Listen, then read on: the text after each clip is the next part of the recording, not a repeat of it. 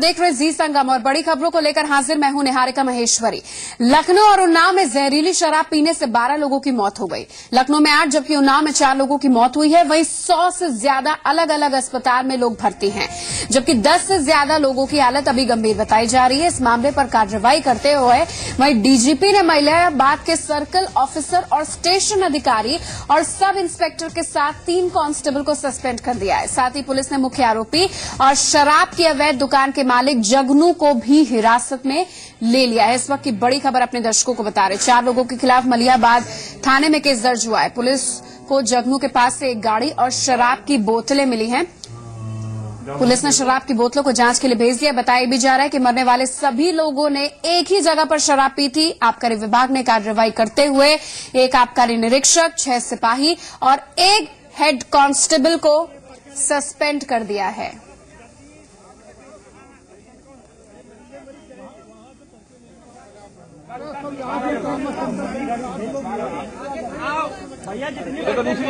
मुख्य आरोपी हिरासत में। इस वक्त की बड़ी खबर अपने दर्शकों को बताया नशे का काला कारोबार किस तरीके से लखनऊ उन्नाव से आगे तमाम जिलों में फैला हुआ है और वो भी लंबे समय से 5 साल से पुलिस संरक्षण इन्हें मिला था। जहरीली शराब पीने से 12 लोग जो इधर उधर के आए थे, एक फंक्शन में उनकी मौत हो गई। जहरीली शराब पीने से 100 से ज्यादा लोगों की हालत गंभीर है। इन्हें अस्पताल में भर्ती कराया गया। तनावपूर्ण स्थिति यहां पर बरकरार है। आप देख सकते हैं तस्वीरें। डीजीपी ने मलिहाबाद के सर्किल अधिकारी और स्टेशन ऑफिसर, सब इंस्पेक्टर के साथ अब 3 कांस्टेबल को सस्पेंड कर दिया है क्योंकि मामला मीडिया में आ गया है, लेकिन इतने सालों से किसी तरीके की कोई कार्रवाई नहीं हो रही थी।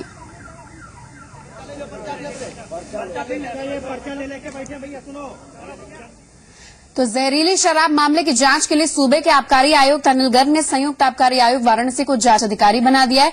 इसके साथ ही उन्होंने जानकारी दी कि मामले में ढिलाई बरतने के आरोप में आबकारी निरीक्षक वाणी विनायक मिश्रा, हेड कांस्टेबल श्याम नारायण मिश्रा, सिपाही रजनीश कुमार, संजीव कुमार, विनोद कुमार, सुमन देवी और सीता को तत्काल प्रभाव से निलंबित कर दिया गया। इसके साथ ही लखनऊ के जिला आबकारी अधिकारी लाल बहादुर यादव के खिलाफ कार्रवाई के लिए उत्तर प्रदेश शासन को पत्र लिख दिया गया है। तो इस पूरे मामले में सुर्खियों में आने के बाद 14 लोगों को पूरी तरीके से हिरासत में, अपने दर्शकों को बता दें, मुख्य आरोपी हिरासत में लिया गया। 14 लोगों पर कार्रवाई की गई है जिसमें कर्मचारी और बड़े बड़े अधिकारी इसमें शामिल हैं। संयुक्त आबकारी आयुक्त वाराणसी को इस पूरे मामले की जिम्मेदारी जांच की दे दी गई है। तो मलिहाबाद के दतली गांव में अवैध शराब की भट्टी में लोगों ने आग लगा दी। जहरीली शराब पीकर 12 लोगों की जान चली गई। उसके बाद गुस्साए परिजनों ने, ग्रामीणों ने, आप ये देखिए लंबे समय से जो ये काम हो रहा था। मलिहाबाद सबसे पहली तस्वीर जी मीडिया आपको दिखा रहा है। दत्ती खेड़ा गांव पहुंचा है जी मीडिया और यहां पर अपने दर्शकों को बता दें कि सड़क किनारे ये पूरा काला कारोबार लंबे समय से चल रहा था। कई प्रतिबंधित दवाएं भी यहां पर मिली हैं।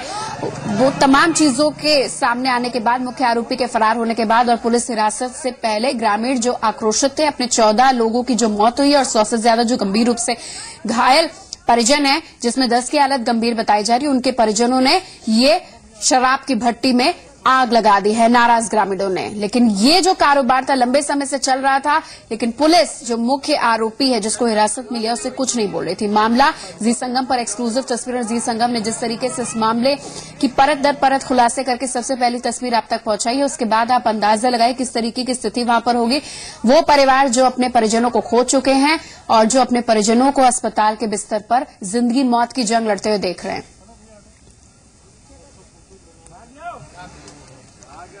तो मलिहाबाद के दतली गांव में सबसे पहले हमारा चैनल पहुंचा। अवैध शराब के कारोबार को किस तरीके से अंजाम दिया जाता है आपके लिए जानना जरूरी है। हमारे संवाददाता विवेक वहां से ग्राउंड रिपोर्ट दे रहे हैं।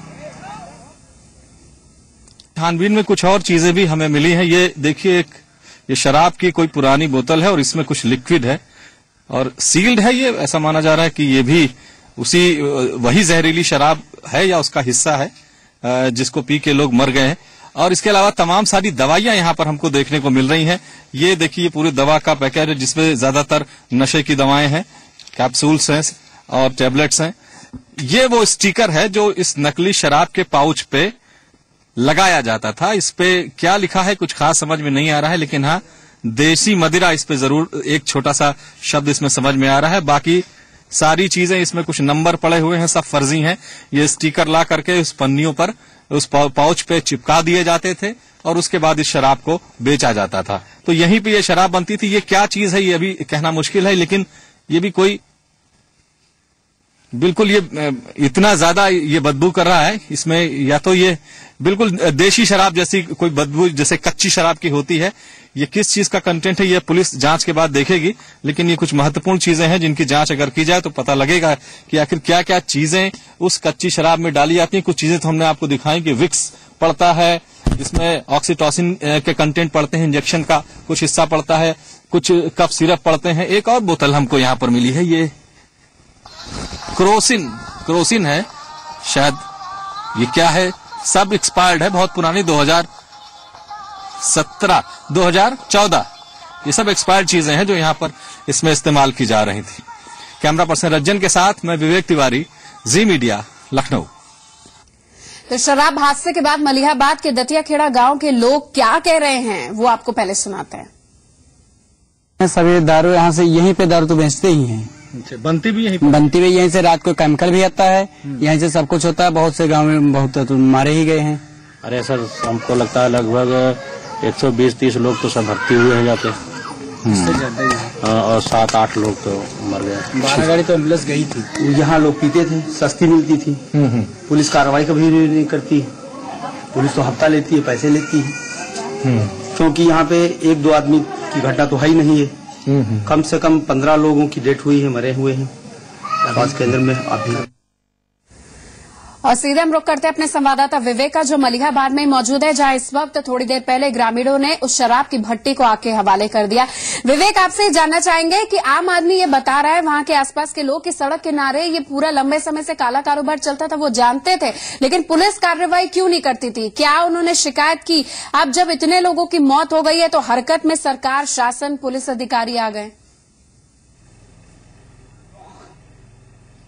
जी बिल्कुल, अब लेकिन ये चीजें पहले रोकी जा सकती थी निहारिका। जब लोगों ने खुद बताया कि पुलिस यहां आती थी और पैसे लेकर चले जाती थी, तो जाहिर बात है कि पुलिस के संरक्षण में ये सब कुछ चल रहा था। और 5 सालों से ये काम इसी सड़क पे चल रहा है, बिल्कुल गांव के बाहर। और जो हाईवे है लखनऊ हरदोई का, उससे मुश्किल 12-13 किलोमीटर दूर है ये जगह। तो ऐसा नहीं है कि किसी की निगाह नहीं जा सकती, पुलिस यहाँ पर आती थी। ये बात भी लोगों ने इस चीज को भी देखा है। तो कहीं न कहीं पुलिस के संरक्षण में, पुलिस की जानकारी में जो चीजें हो रही हैं, अब उसको कौन रोक सकता है, ये सोचना पुलिस का, प्रशासन का काम है। लेकिन अगर पुलिस ने पहले कार्रवाई की थी और इस भट्टी को लगने से रोक दिया होता, कार्रवाई की होती, तो शायद आज 12-13 लोगों की जिंदगियां इस तरह से उजड़ती नहीं, उनके परिवार नहीं उजड़ते। बिल्कुल विवेक, आप हमारे साथ बने रहिए। कितना गंभीर था, या किस तरीके से सेहत के साथ बहुत बड़ा खिलवाड़ करने की कोशिश की जा रही थी, इस पर आपसे जानकारी लेंगे। इस बीच एक रिएक्शन आ गया है, IG law and order Satish कुछ कह रहे हैं, वो आपको सुनाते हैं। कुछ लोगों ने स्थानीय लेवल पर बनाए गए शराब को कंज्यूम किया, जिसकी वजह से अब तक जो डीआईजी रेंज लखनऊ के माध्यम से जो रिपोर्ट मिली है, कुल 12 व्यक्तियों की मृत्यु हुई है, जिसमें जनपद लखनऊ में 10 व्यक्ति और 8 व्यक्ति, और जनपद उन्नाव के थाना हसनगंज क्षेत्र में 4 व्यक्तियों की मृत्यु अब तक हो चुकी है। लगभग 22 लोग गंभीर अवस्था में चिकित्सारत हैं लखनऊ के ट्रॉमा सेंटर में। और इस संबंध में थाना मलिहाबाद में एक मुकदमा पंजीकृत किया गया है कुल 5 लोगों के खिलाफ। ये मुकदमा अपराध संख्या है 8/15, अंतर्गत धारा है 304 और 328 आईपीसी। इसमें जो लोग नामजद किए गए हैं उनके नाम निम्नवत हैं। विवेक हमारे साथ बने हैं। विवेक, ये बताइए कि कार्रवाई तो हो गई, लेकिन ऐसे कितने जुगनू थे? एक को तो हिरासत में ले लिया क्योंकि बवाल था, जी संगम ने प्रथम जो पहली तस्वीर से लेकर अभी तक जो बवाल हुआ, इसकी तस्वीरें पहुंचाई, हिरासत में ले लिया। लेकिन पहला सवाल, ऐसे कितने जुगनू हैं? दूसरा, आपने वहां दवाइयां देखी होंगी, उपकरण देखे होंगे, किस तरीके के उपकरणों का इस्तेमाल होता है, ताकि जो हमें देख रहे हैं वो भी थोड़ा जागरूक हो जाए कि ऐसे लोगों से जरा बच के। जी बिल्कुल, ऐसी नशे की दवाइयां, टेबलेट्स, सस्ते टेबलेट्स, विक्स इस्तेमाल होता है, ऑक्सीटोसिन का इंजेक्शन इसमें इस्तेमाल होता है, तमाम तरह के घटिया कफ सिरप इसमें इस्तेमाल किए जाते हैं जो एक्सपायर्ड होते हैं। वो सारी चीजें हमको यहां से मिली हैं। ऐसे ऐसे केमिकल जिनका कभी नाम नहीं सुना, उसको देखने से ही, अगर आप उसको देख नहीं सकते, इतना खराब उसका देखने वो चीज है देखने में, ऐसी चीजों का इस्तेमाल करके और एक गड्ढा करके उस जगह उसको दबाया जाता था। और फिर भट्ठी से उसको बनाया जाता था।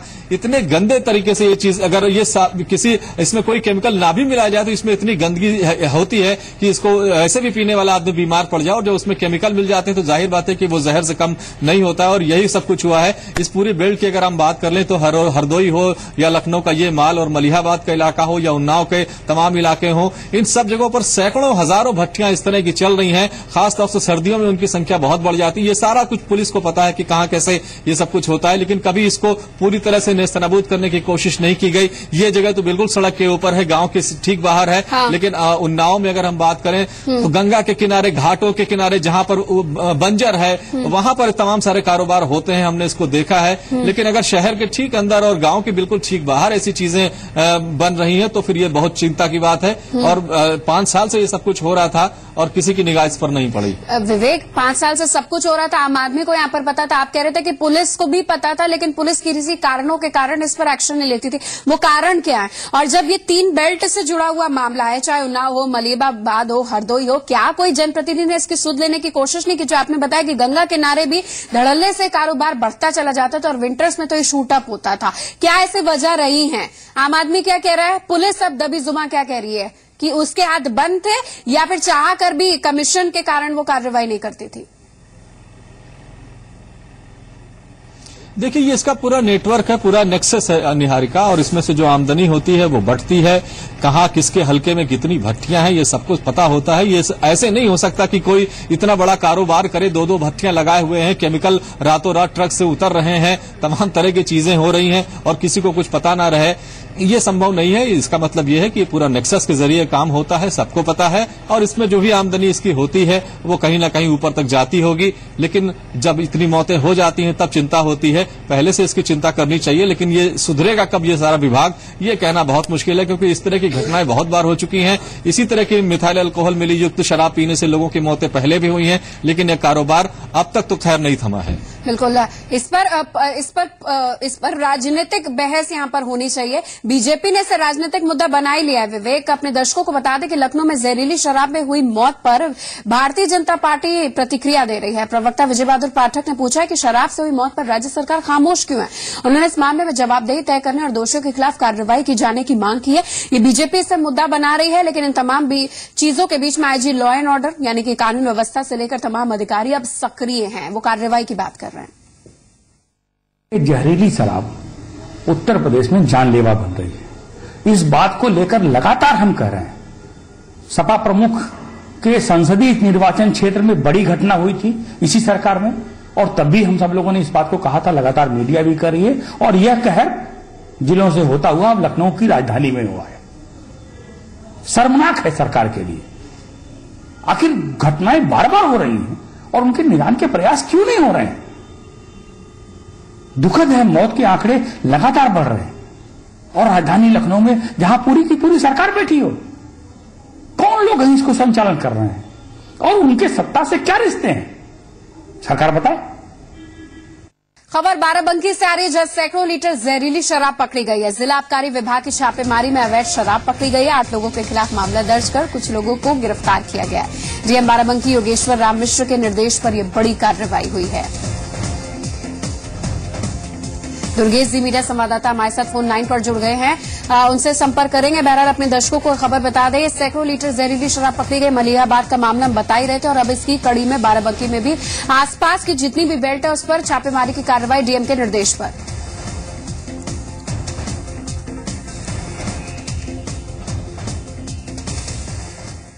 और अब बीजेपी की बात छावनी परिषद चुनाव की। बायपोल से बीजेपी जिस तरीके से हार की बात की है, उसके बाद स्थिति को लग रहा है एनालाइज नहीं किया, समीक्षा नहीं किया। शायद यही कारण है कि लखनऊ छावनी परिषद चुनाव में बीजेपी को झटका लग गया है। बीजेपी समर्थित उम्मीदवारों की बुरी हार हुई है।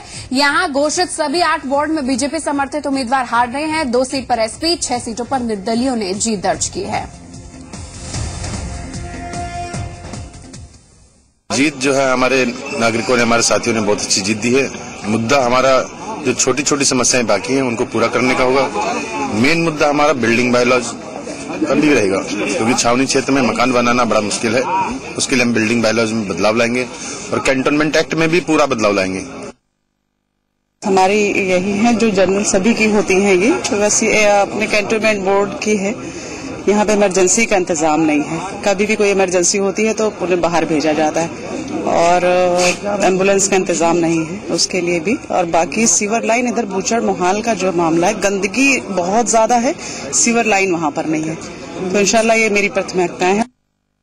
हर मुद्दे पे हम लोग को ध्यान देना है। प्रथम प्राथमिकता तो हमारी स्वास्थ्य की रहेगी और स्वास्थ्य के साथ में सीवरेज की।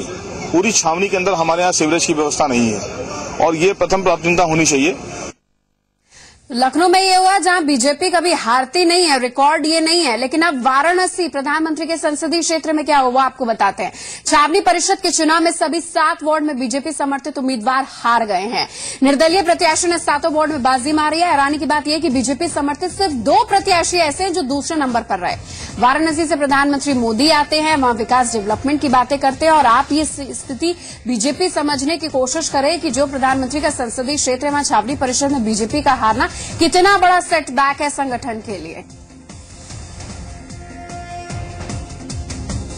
वहीं उत्तर प्रदेश में कैंट बोर्ड के चुनाव में बीजेपी समर्थित उम्मीदवारों की हार के बाद प्रदेश अध्यक्ष ने कैंट चुनाव की प्रणाली पर ही सवाल उठा दिए। पहले सवाल उठा देते, उन्होंने ये नहीं बोला कि हम हार पर समीक्षा करेंगे, लेकिन सवाल जरूर उठा दिया और ये भी कहा कि बीजेपी के सिंबल पर लड़ते तो शायद जीत जाते।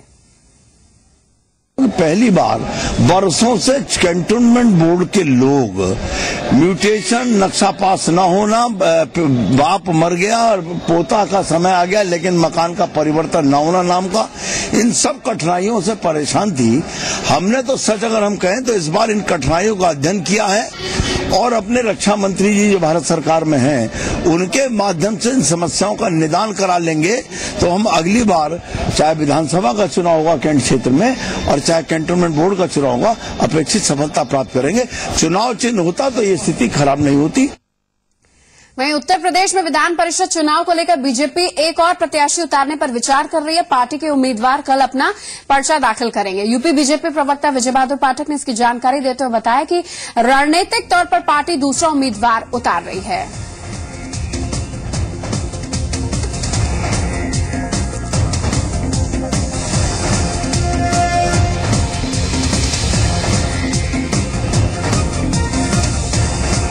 वहीं यूपी बीजेपी अध्यक्ष लक्ष्मीकांत वाजपेयी कह रहे हैं कि अगर बीजेपी 2 प्रत्याशी उतारी तो इससे लोग परेशान क्यों हैं। वाजपेयी के मुताबिक सब अपना अपना जोर आजमाएंगे, जिसके भाग्य में होगा वो जीतेगा। यहाँ भाग्य की बात हो रही है, अब भाग्य भरोसे चीजें कर दी हैं। पार्टी ने कम वोट होते हुए भी 8 प्रत्याशी उतारे हैं। बहुजन पार्टी ने भी अपने कम वोट होते हुए अधिक प्रत्याशी उतारे हैं। भाजपा अगर उतार देगी तो कौन सा कहर बरप जाएगा। अपना अपना जोर आजमाएंगे, जिसके भाग्य में होगा वो जीत कर आएगा। विकलांग के उपकरण घोटाले में पूर्व विदेश मंत्री सलमान खुर्शीद के जाकिर हुसैन ट्रस्ट के खिलाफ सीबीआई जांच शुरू हो गई है। इसकी जानकारी केंद्रीय सामाजिक न्याय एवं अधिकारिता मंत्री थावरचंद गहलोत ने फर्रुखाबाद में कार्यक्रम के दौरान दी। इस मौके पर केंद्रीय मंत्री ने कहा कि जो भी दोषी होगा उसे बख्शेंगे नहीं हम। इसके साथ उन्होंने राज्य सरकार की जांच पर सवाल उठाते हुए कहा कि 2 साल की जांच में कोई परिणाम नहीं निकला, जिसके चलते सीबीआई जांच का यह बड़ा फैसला लेना पड़ा। ये पूरा मामला एक स्टिंग ऑपरेशन से जुड़ा था, जिसमें पूर्व विदेश मंत्री सलमान खुर्शीद और उनकी पत्नी लुइस खुर्शीद द्वारा संचालित डॉक्टर जाकिर हुसैन ट्रस्ट पर विकलांग के उपकरण में घोटाले के आरोप लगाए गए थे। आरोप यह है कि विकलांग के कल्याण नाम पर केंद्र से अनुदान जुटाने के लिए यूपी सरकार के वरिष्ठ अधिकारियों के फर्जी दस्तखत और मुहर का इस्तेमाल किया गया। विकलांगों के उपकरण के नाम पर दिए गए सरकारी अनुदान को हड़प लिया गया, उस पर यह पूरा मामला है।